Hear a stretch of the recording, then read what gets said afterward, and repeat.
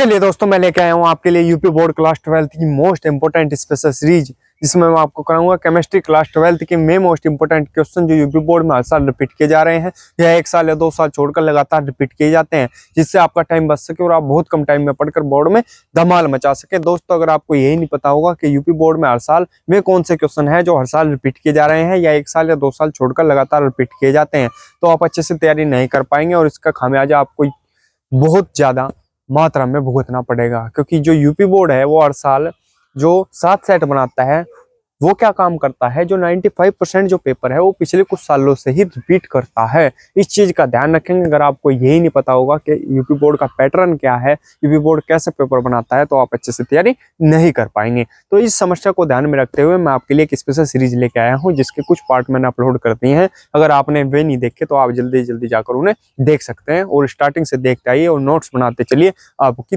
जो तैयारी है यूपी बोर्ड 2025 की वो बहुत आसान होने वाली है और आप यूपी बोर्ड में धमाल मचाने वाले हैं। तो चलिए दोस्तों, स्टार्ट करते हैं इस स्पेशल सीरीज के इस पार्ट को, जिसका क्वेश्चन नंबर टॉपिक नंबर पहला क्या है, कोलराउंस का नियम।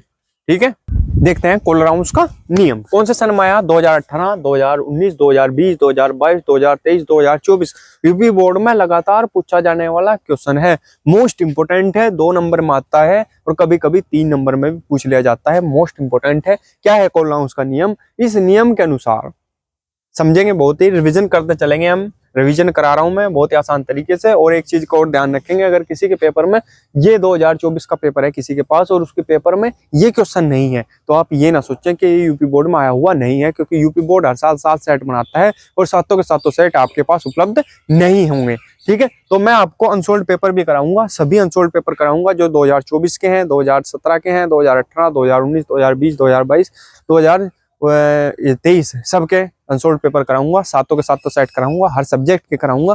और ठीक है, तो इसमें जो सेट है मैं आपको जरूर करने हैं, इसके साथ साथ में सेट भी आपको जरूर करने हैं। 1-2 दिन में मैं वीडियो अपलोड कर दूंगा उसकी भी, ठीक है, जिससे आपको बहुत ज्यादा फायदा होगा। और आप जो 5 साल के अगर आपने सेट कर लिए मिलेंगे तो इसी में से, लेकिन आंसर तो आप इसी के रखेंगे, लेकिन आप निशान लगाते चलेंगे क्या कौन कौन सा है। अगर कोई एक आधा क्वेश्चन एक्स्ट्रा भी होगा उसे ऐड करते चलेंगे। इससे तैयारी आपकी बहुत ज्यादा बेस्ट होगी, ट्यूशन से भी बेस्ट होगी। ठीक है, क्योंकि ट्यूशन में कोई भी जो टीचर है वो अनसोल्ड पेपर नहीं कराता। वो ये कोई भी टीचर है वो टीचर ये नहीं बताता कि कौन सा क्वेश्चन कितनी बार बोर्ड में आया हुआ है और कौन कौन से सन में आया हुआ है। उनके में ही पुराने नोट्स होते हैं, उन्हीं से पढ़ाते हैं।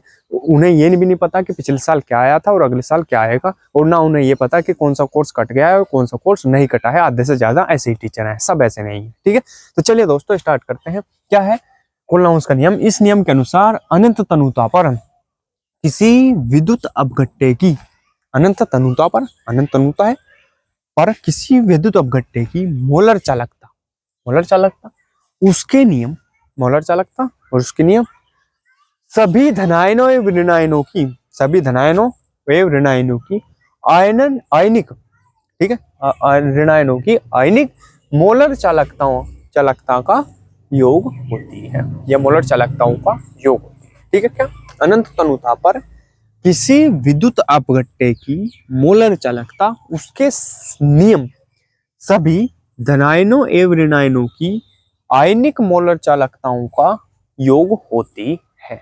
ठीक है, ये है कोलराउंस का नियम। बहुत सिंपल सा है, 2 लाइनों का है, रटना है, रट गिरो इसे। ठीक है, अगले टॉपिक करते हैं, स्क्रीनशॉट ले लेंगे इसका, जल्दी से जल्दी आगे बढ़ेंगे। चलिए दोस्तों, अगला टॉपिक देखते हैं हमारे पास क्या है, नेनसट समीकरण।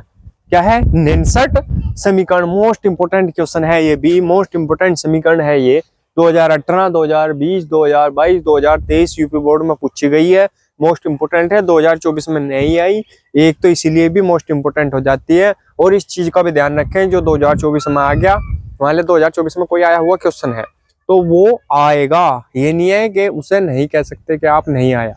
ठीक है, कि मान लिया 2024 में आया कोई, तो आप ये नहीं कह सकते कि 2025 में नहीं आएगा, क्योंकि यूपी बोर्ड हर साल 7 सेट बनाता है और 7 तो अलग अलग जिले में अलग अलग सेट भेजा जाता है। ठीक है, तो उन्हें ये भी नहीं पता होता कि कौन से सेट में कौन सा क्वेश्चन है दिया था और कौन से क्वेश्चन को कहाँ भेजना है।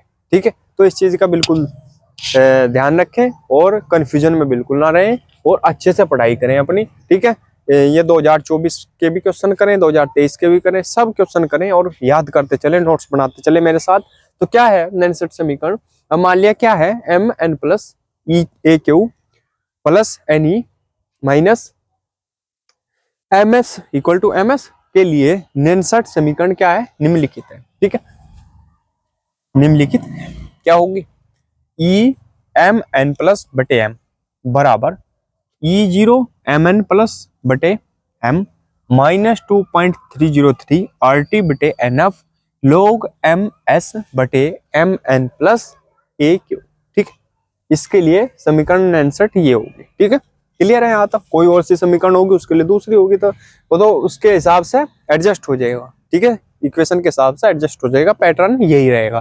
ठीक है, तो अब ये देखेंगे ये क्या चीज है, हमारे पास प्रतीक क्या है, रिवर्स है, उत्प्रेरक है, ये देखो चिन्ह है।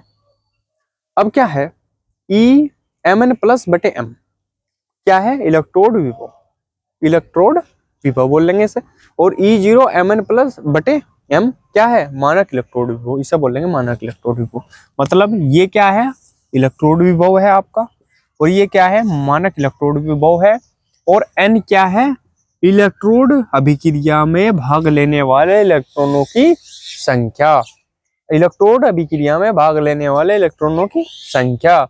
और एफ क्या है आपके पास, इसे बोल लेंगे हम फैराडे, एफ को क्या बोल लेंगे, फैराडे। आर क्या है, गैस नियतांक, आर क्या है, गैस नियतांक। और टी है आपका परम ताप। ठीक है, क्लियर है यहाँ तक। स्क्रीनशॉट ले लेंगे, अगले टॉपिक की तरफ बढ़ेंगे।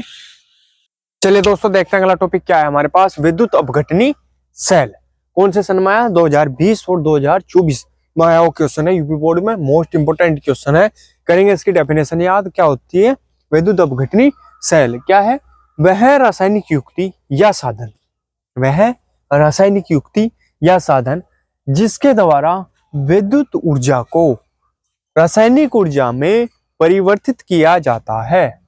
ठीक है, क्या किया जाता है, वह रासायनिक युक्ति या साधन, ठीक है, या तो कोई साधन हो या युक्ति, जिसके द्वारा विद्युत ऊर्जा को कब किस में बदला जाएगा, रासायनिक ऊर्जा में परिवर्तित किया जाता है, विद्युत अपघटनी सेल कहलाती है। ठीक है, स्क्रीनशॉट ले लेंगे इसका। और आज का ये पार्ट यहीं खत्म करते हैं दोस्तों। अगर वीडियो अच्छी लगी हो तो प्लीज वीडियो को लाइक कीजिए, कमेंट कीजिए और हमारे चैनल को सब्सक्राइब कीजिए। और अगर आपको हमारे नोट्स चाहिए हो तो मैं आपको एक नंबर दे रहा हूं, आप उस नंबर पर संपर्क करके नोट्स की मांग कर सकते हैं। क्या है नंबर, नोट करेंगे, 9458207310। तो दोस्तों, अगर वीडियो अच्छी लगी हो तो प्लीज वीडियो को लाइक कीजिए, कमेंट कीजिए और हमारे चैनल को सब्सक्राइब कीजिए और घंटे का बटन भी दबा लीजिए, जिससे आपको हमारी वीडियो की नोटिफिकेशन सबसे पहले मिल सके। मिलते हैं अगली वीडियो में, तब तक के लिए बने रहिए हमारे चैनल पर। धन्यवाद।